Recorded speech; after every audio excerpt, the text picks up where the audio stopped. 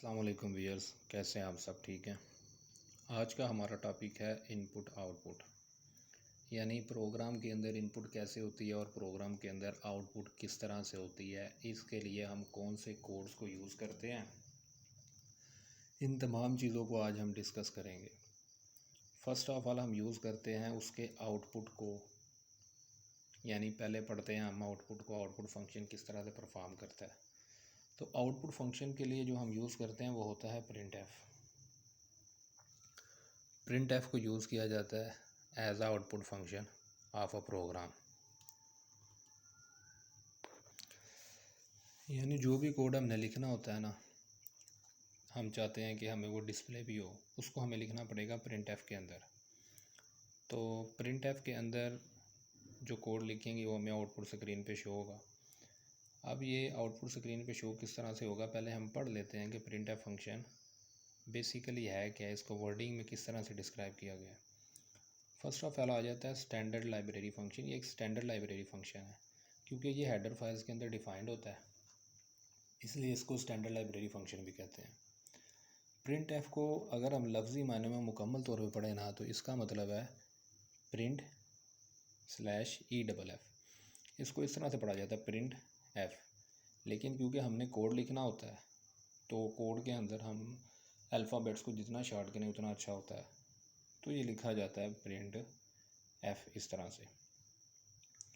कोई भी हम आउटपुट कोड लिखें उसके अंदर, तो pronounced as printf is use for formatted output, यानी अब हमने कोई भी आउटपुट लेना है ना, तो उसका फॉर्मेट ये होगा।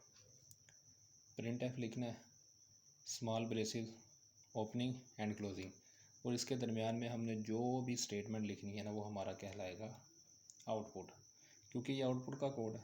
इसी तरह उसको लिखने का तरीक़ेकार ये होता है कि उसको हमने लिखना होता है डबल कामे के अंदर। इस डबल कामे को कहते हैं डबल कोटेशन मार्क। आप आसान अल्फाजों में याद रखने की इसको डबल कामा कह सकते हैं, और फिर ब्रैकेट क्लोज कर दी जाती है और उसके बाद लगाया जाता है टर्मिनेटर, यानी ये सेमी कॉलन को हम टर्मिनेटर भी बोलते हैं। प्रिंट एफ की जब भी कोई स्टेटमेंट चलाई जाएगी ना, हर स्टेटमेंट के लास्ट पर ये टर्मिनेटर लगाना बहुत ज़्यादा ज़रूरी है, क्योंकि अगर हम ये टर्मिनेटर नहीं लगाएंगे, कंपाइलर समझेगा एक ही लाइन है, तो ये एक सिंटैक्स एरर क्रिएट हो जाएगा। इसी तरह जब भी प्रिंट एफ लिखते हैं उसको इस फॉर्मेट में लिखा जाता है। इसके अंदर हम करैक्टर को भी यूज़ कर सकते हैं, इसके अंदर हम फ्लोट को भी यूज़ कर सकते हैं, इसके अंदर हम इंटीजर वैल्यूज़ को भी यूज़ कर सकते हैं। इसके अंदर हम कोई भी स्टेटमेंट लिखेंगे ना, वो हमें एज ए आउटपुट स्क्रीन पे शो हो जाएगी। अब जो भी स्टेटमेंट हम लिखते हैं ना, वो लिखी जाती है किसी वेरिएबल्स की है, किसी करैक्टर की है, किसी फ्लोट वैल्यू की है, क्योंकि हर एक का हमें वेरिएबल लेना पड़ता है। लेकिन उस वेरिएबल के साथ साथ ये भी बताया जाता है कि वो वेरिएबल है किस टाइप का।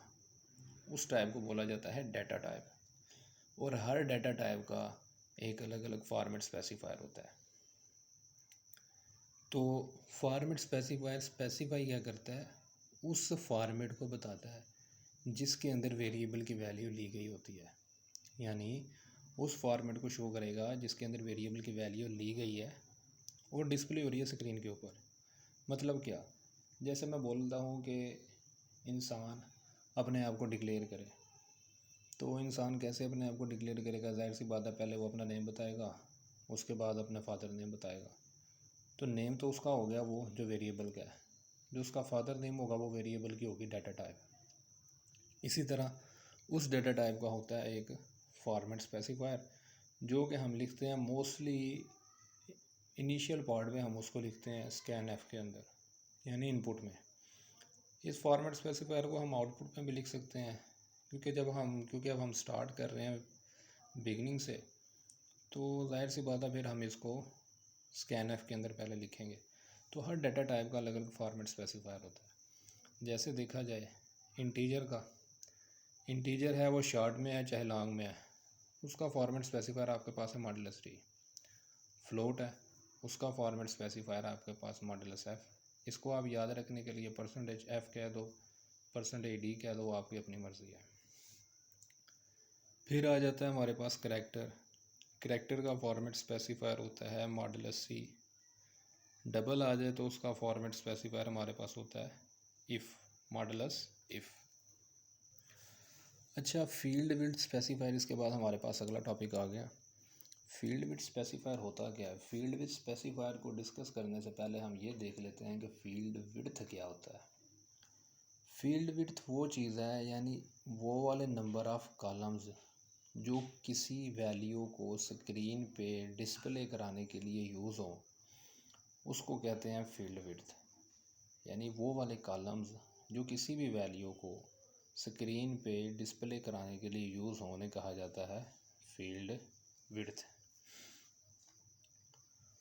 और फील्ड विड्थ स्पेसिफायर डिस्क्राइब करता है उन नंबर ऑफ़ कॉलम्स को जो वैल्यू को प्रिंट कराते हैं। यानी फील्ड विड्थ स्पेसिफायर उन नंबर ऑफ़ कॉलम्स को ब्रीफली डिस्क्राइब करता है, आपके सामने बताता है कि जो वैल्यू वो प्रिंट करवा रहा है उस वैल्यू को जो वैल्यू उस कॉलम में मौजूद है। जैसे मिसाल के तौर पर मैं कह देता हूँ नंबर ऑफ़ कॉलम्स हमारे पास 10 हैं, तो 10 नंबर ऑफ़ कॉलम्स जो कहलाएंगे वो कहलाएंगे फील्ड विड्थ। लेकिन फील्ड विड्थ स्पेसिफायर क्या बताएगा कि जो वैल्यू प्रिंट हो रही है वो छठे कॉलम की है, जो वैल्यू प्रिंट हो रही है वो तीसरे कॉलम की है, जो वैल्यू प्रिंट हो रही है वो सातवें कॉलम की है।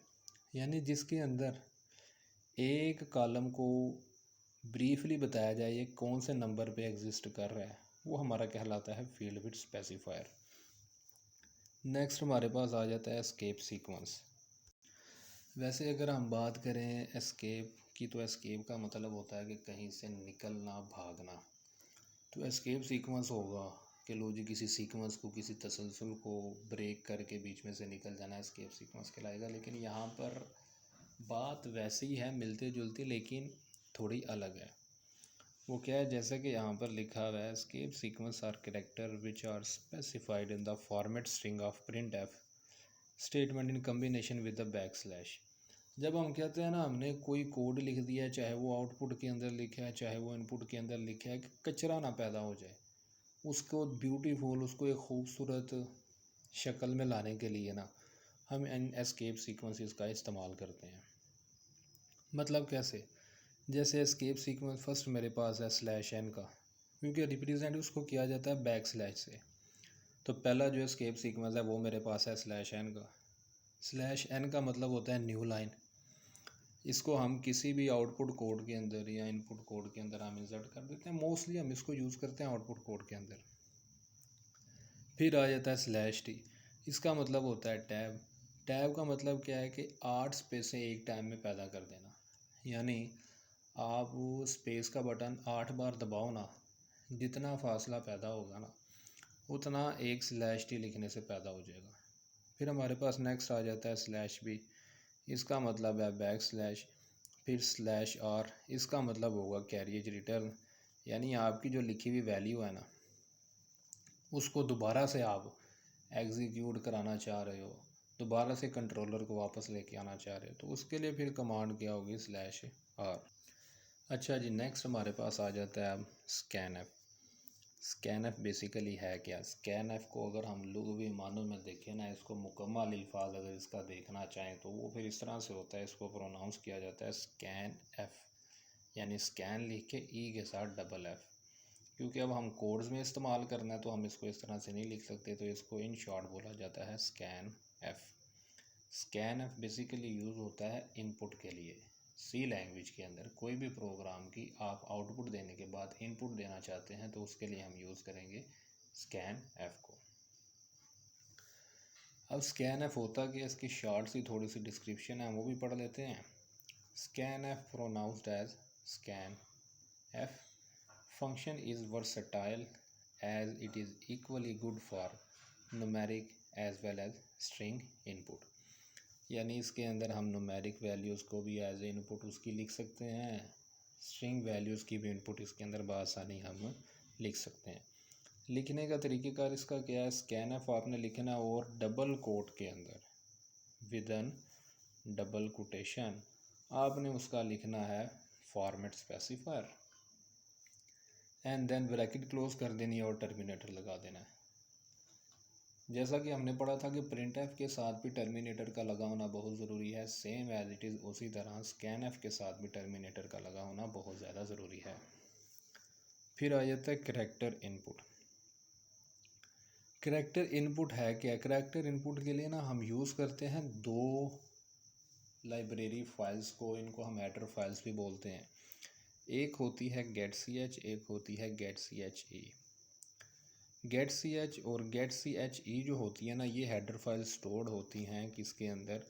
conio.h, जिसको हम कहते हैं, प्रोनाउंस करें तो कंसोल इनपुट आउटपुट।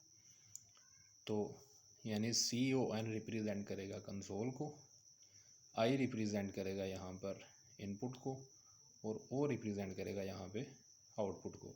और ये लाइब्रेरी फाइल्स हैं, हेडर फाइल्स हैं। ये स्टोर होती हैं किसके अंदर? प्री डिफाइंड पार्ट के अंदर। जैसा कि हमारे पास ये हेडर फाइल स्टोर्ड है getch और getch, अब ये भी पढ़ लेते हैं कि दोनों है क्या और दोनों में फ़र्क क्या है। पहली हमारे पास हेडर फाइल आ जाती है getch और दूसरी हमारे पास आ जाती है getche। जो दोनों है ना, ये दोनों यूज़ होती हैं करैक्टर को मैनिपुलेट करने के लिए, उन्हें लिखने के लिए, उन्हें रिप्रेजेंटेशन करने के लिए, लेकिन इनके अंदर थोड़ा सा फ़र्क है। वो क्या? जब getch फंक्शन लिखा जाता है ना, ये इको नहीं करवाता। इको का मतलब होता है आउटपुट देना।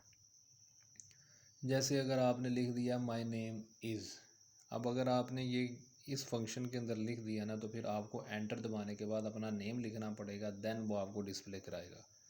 लेकिन अगर आप getch फंक्शन की बात कर लें, ये आपको इको प्रोवाइड करता है। जैसे ही आप लिखेंगे वो आपको साथ ही आउटपुट शो हो जाएगा। getch के अंदर आपको आउटपुट शो कराने के लिए उसे बाकायदा लिखना पड़ेगा, लेकिन getch के अंदर आपको उसे लिखना नहीं पड़ेगा। आप पहले से जो लिखेंगे वो आपको डिस्प्ले होता रहेगा।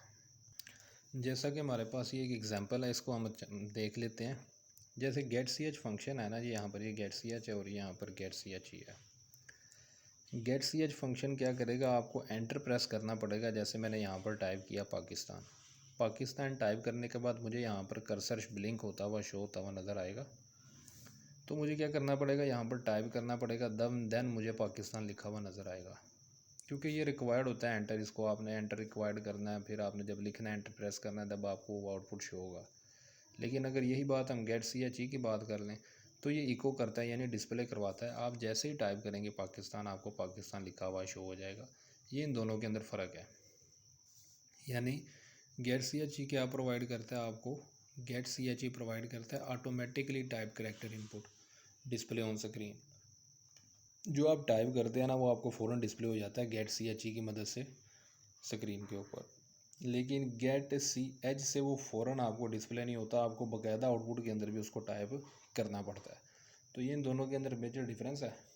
ठीक है, तो आज के लेक्चर में हमारे पास यही था कि हमने इनपुट और आउटपुट को डिस्कस किया। उसके अंदर हमने printf को पढ़ा, scanf को पढ़ा, ठीक है, फील्ड विड्थ स्पेसिफायर को पढ़ा, फॉर्मेट स्पेसिफायर को पढ़ा, एस्केप सीक्वेंस को पढ़ा। और getch और getch के अंदर जो मेजर डिफरेंस है ना, ये बहुत ज़्यादा इंपॉर्टेंट है। तो मोस्टली जब आप सी लैंग्वेज का इंटरव्यू देने के लिए जाते हैं, उसके अंदर भी आपको ये वाला क्वेश्चन पूछा जाता है। तो आपने हमेशा याद रखना है कि getch के अंदर क्या होता है कि आपको बाकायदा आउटपुट के अंदर भी उस करैक्टर को टाइप करना पड़ता है, चाहे वो इंटीजर है, चाहे वो करैक्टर है, चाहे वो फ्लोट वैल्यू है, जो भी है। लेकिन getch के अंदर आप जब एक बार टाइप कर लेते हैं, वहाँ पर ऑटोमेटिकली स्क्रीन पर डिस्प्ले हो जाता है। लेकिन जी व्यूअर्स, तो आज का हमारा लेक्चर इतना ही था। इंशाल्लाह नेक्स्ट लेक्चर में हम सी लैंग्वेज की मज़ीद चीज़ों को डिस्कस करेंगे। तब तक के लिए अपना ख्याल रखें। अल्लाह हाफ़िज़।